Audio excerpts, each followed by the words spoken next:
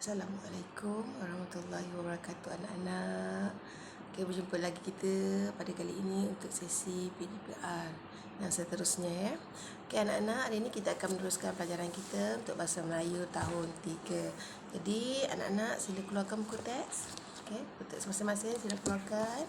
Okay, lihat buku teks muka surat 6.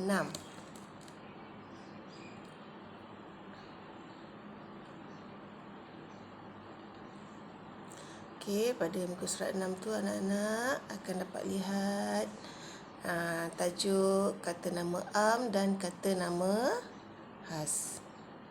Okey, di paparan skrin cikgu pun ada. Siapa yang tak ada buku teks boleh tengok skrin ya. Okey, hari ini kita akan belajar mengenai kata nama am dan kata nama khas. Okey, apa itu kata nama am dan apa itu kata nama khas? Okey, kita berkenalan dulu dengan kata nama am dan kata nama khas. Okey, murid-murid sila lihat di kotak bawah buku teks tu bahagian info bahasa. Kotak kuning tu nampak ya? Kotak kuning. Okey, di bahagian info bahasa tu kita boleh tengok. Okey, apa yang dikatakan dengan kata nama am dan apa yang dikatakan dengan kata nama khas.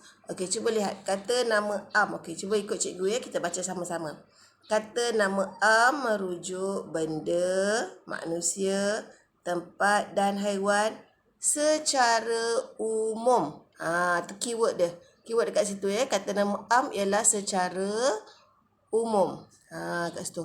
Secara umum tu. Nampak ya? Secara umum. Okey. Yang kedua, kata nama khas. Kata nama khas merujuk juga sama kepada benda, manusia, tempat, haiwan, tapi dia secara khusus. Itu bezanya ya, kata nama am dengan kata nama khas. Kata nama am dia secara umum, tetapi kata nama khas secara khusus. Tengok dekat buku awak tu ada dia. Dia tulis di situ secara khusus. Okey, cikgu gariskan di situ ya bagi awak nampak. Yang mana satu secara khusus ni? Ni. Secara khusus. Nampak situ? Itu bezakan. Kalau kata nama am tadi secara umum. Itu membezakan kata nama khas dengan kata nama am. Okey. Cuba lihat petikan ya. Okey, kita akan lihat petikan.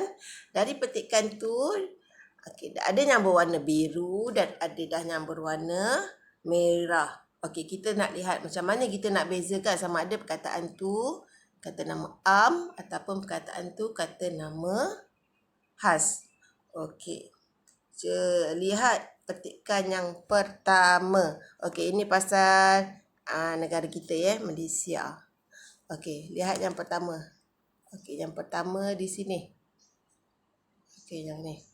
Okey, lihat yang tu ya. Okey, baca bersama-sama dengan cikgu. Boleh? Okey, kita mula.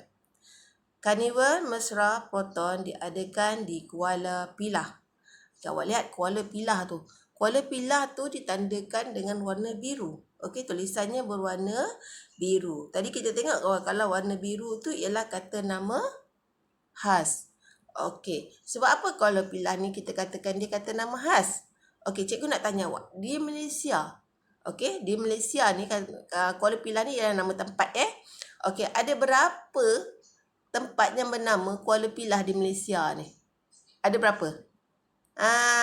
Satu saja kan. Di mana Kuala Pilah ni? Tahu tak? Siapa tahu kat mana Kuala Pilah? Ya, Kuala Pilah di Negeri Sembilan. Satu je di Malaysia ni. Dia khas. Satu bila cakap nak pergi mana? Saya nak pergi Kuala Pilah. Semua orang tahu Kuala Pilah. Oh, dia nak pergi Negeri Sembilan. Ada Kuala Pilah di Negeri Sembilan. Satu je tempat tu. Okey. Maknanya dia memang khusus. Tempat tu saja namanya Kuala Pilah. Okey, kita sambung.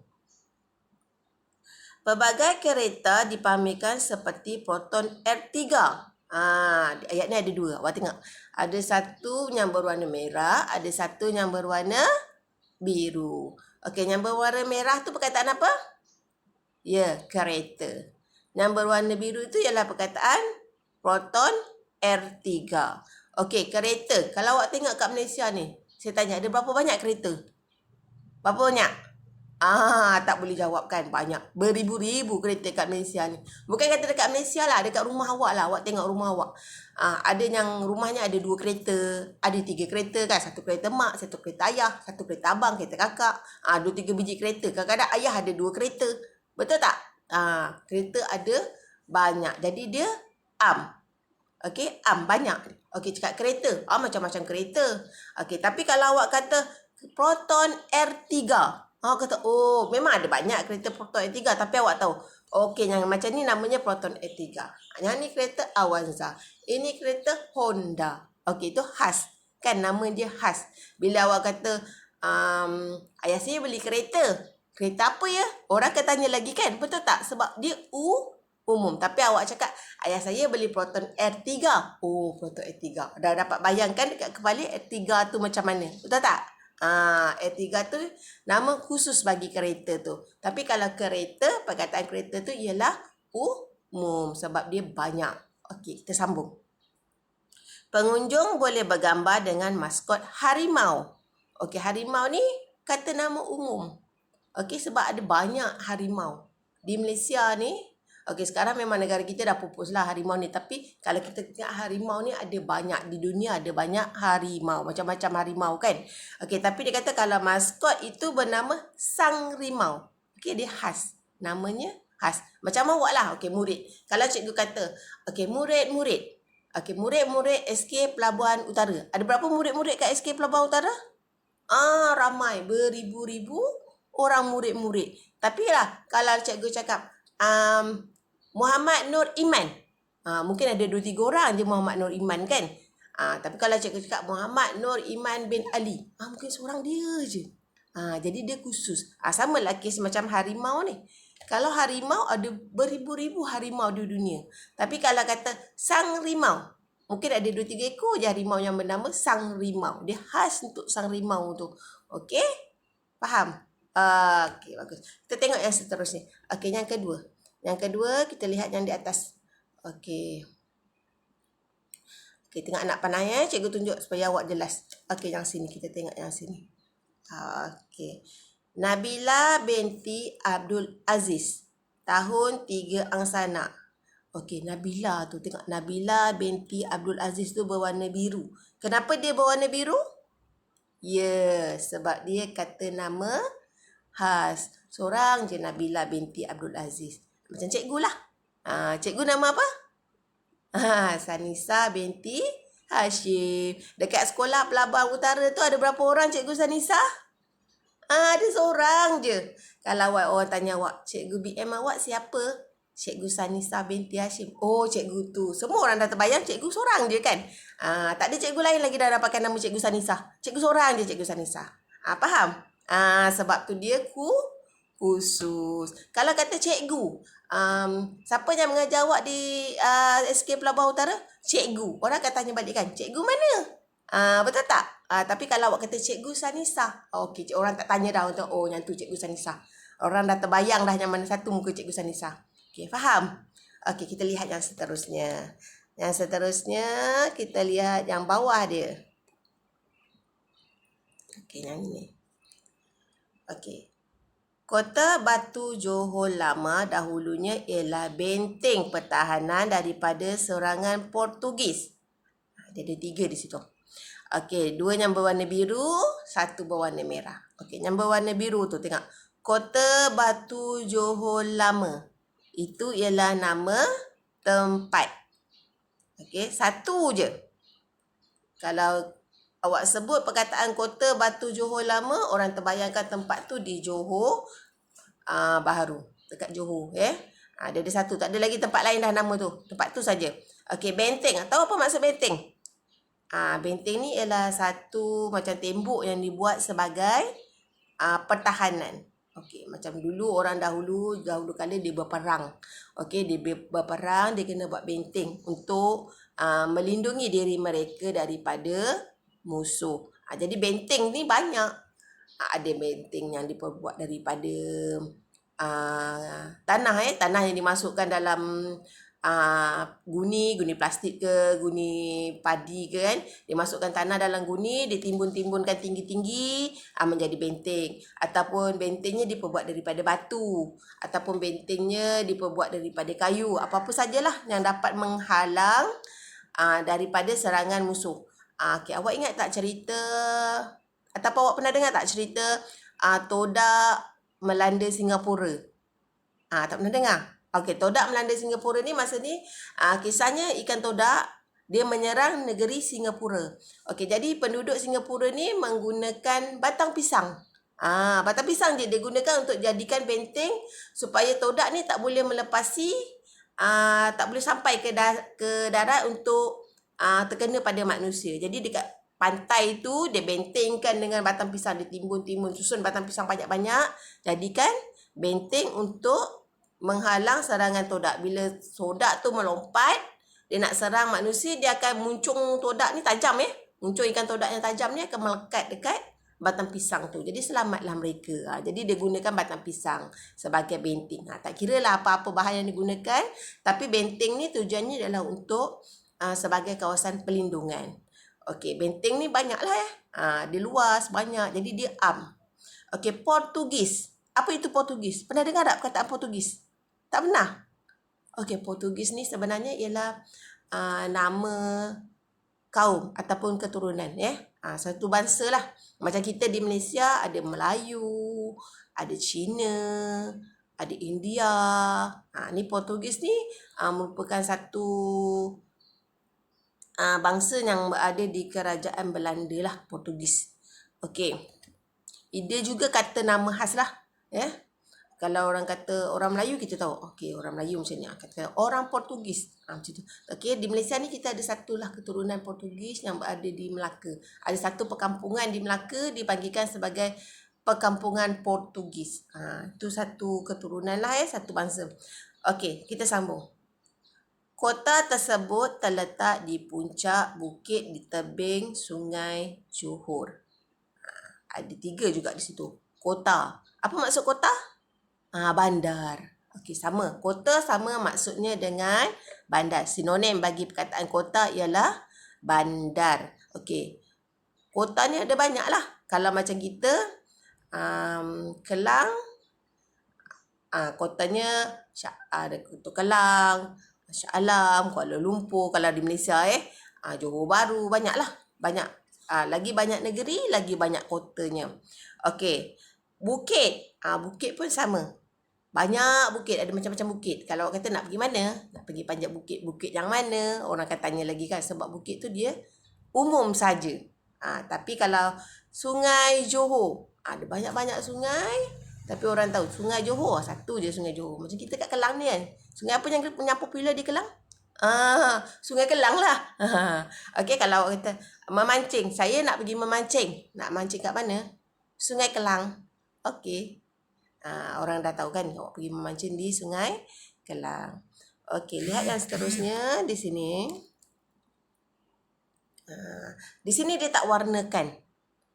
Dia tak warnakan tulisan tu dengan biru ke merah ke, tapi kita tengok ada juga kata nama dan kata nama khas di situ. Okey, kita tengok sama-sama Okey. Masjid Sultan Abu Bakar dibina pada tahun 1893. Okey, di situ ada kata nama khas. Okey, cuba awak lihat apa kata nama khas di situ. Okey, cuba awak fikir. Nampak tak? Apa kata nama khas yang ada di situ? Masjid Sultan Abu Bakar. Yang atas ni Okey, nanti cikgu tandakan supaya awak nampak. Ni yang pertama ni. Masjid Sultan Abu Bakar. Sebab tu hurufnya huruf besar. Tadi cikgu lupa nak cakap dengan awak. Kalau kata nama khas, dia mesti menggunakan huruf besar. Tak kira lah berapa perkataan di situ. 2 perkataan ke, 3 perkataan ke, 4 perkataan ke. Huruf awal di setiap perkataannya mesti menggunakan huruf besar. Itulah satu lagi tanda yang awak nak tahu, yang itu ialah kata nama khas. Okey, tengok awak lihat yang di situ Masjid Sultan Abu Bakar. Awak tengok M huruf besar, S huruf besar, A huruf besar, B juga huruf besar. Ada 4 huruf besar di situ. Okey, selalu kalau awak tahu huruf besar cuma di permulaan ayat. Tapi awak tengok sekarang, kenapa bila kat tengah-tengah pun huruf besar? Sebab dia ialah kata nama khas. Masjid Sultan Abu Bakar. Okey, itu ialah kata nama khas. Sebab tu 4 huruf di awalnya ialah huruf besar. Okey, lihat yang seterusnya. Apa lagi? Masjid ini dirasmikan oleh DYMM tu apa? DYMM tu. Itu ialah singkatan bagi Duli Yang Maha Mulia. Sebab tu dia semua huruf besar.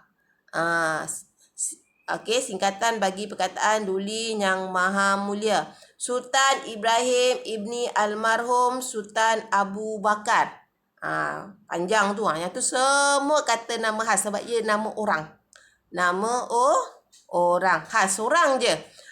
Duli Yang Maha Mulia Sultan Ibrahim Ibni Almarhum Sultan Abu Bakar. Ada seorang je sultan yang nama macam tu.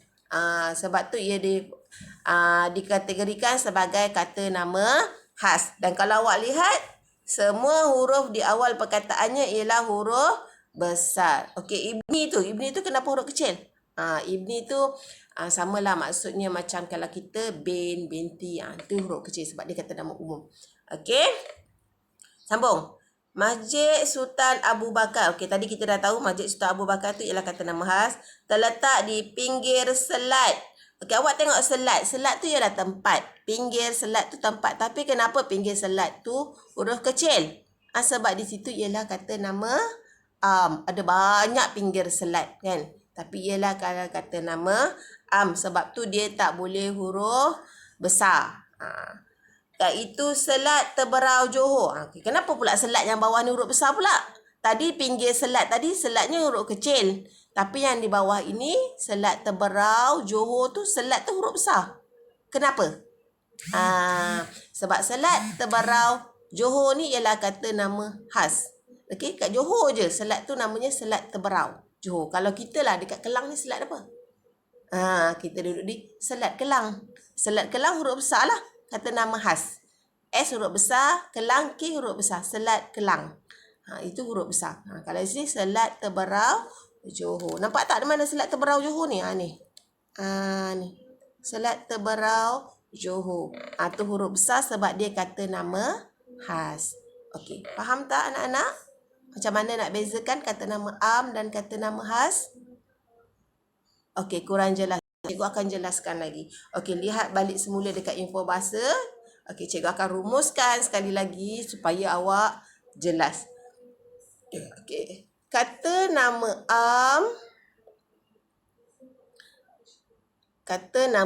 ialah perkataan yang ditulis secara umum. Okey, sama ada benda, haiwan ataupun tempat. Tapi secara umum.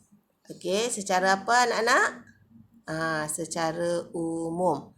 Kata nama Tapi kalau kata nama khas ialah benda, manusia, tempat dan haiwan yang dirujuk secara khas, khusus.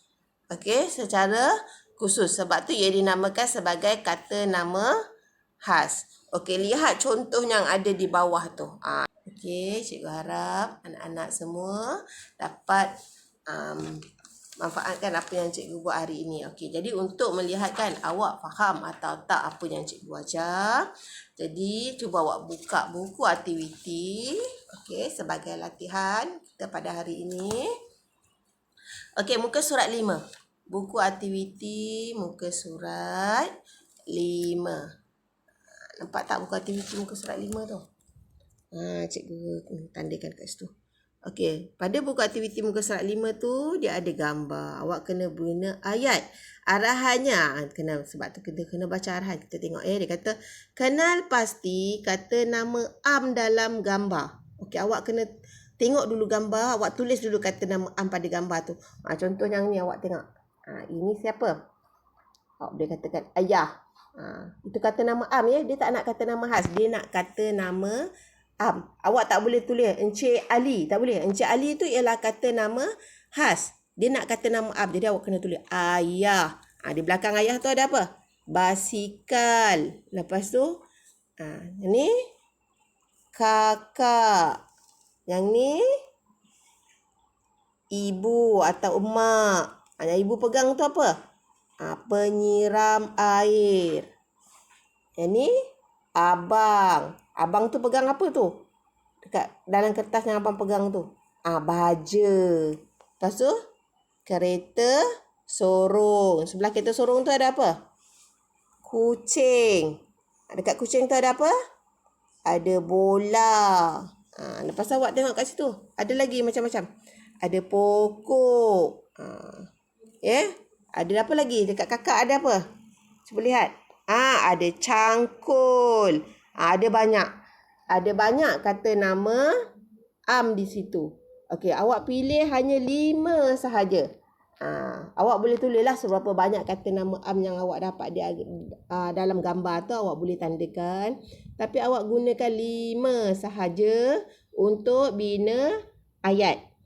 Ayat awak mesti ada kata nama am yang awak tulis tu lah. Contoh cikgu beri. Okey, abang. Apa abang buat? Okey, contoh ayatnya. Abang menabur baja.